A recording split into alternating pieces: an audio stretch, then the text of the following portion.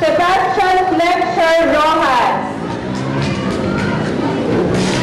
Parang tahimik. Siguro yung parents kinakabahan. Baka mamaya may tawagin ako dito mag-question and answer. Yan. Okay.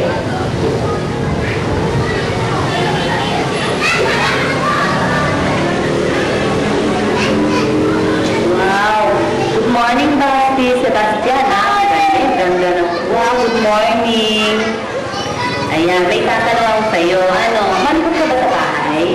Sa school? Ano yung madalas mong ginagawa? Malikot ka?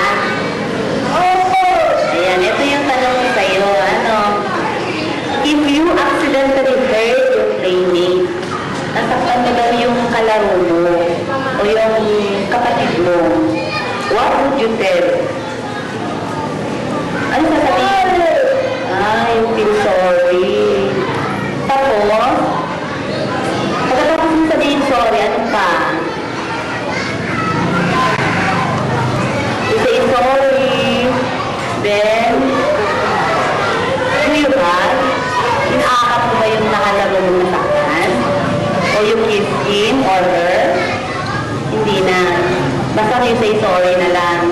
Wow, very good naman pala siya. Thank you, Jai. Basti pala. Sorry.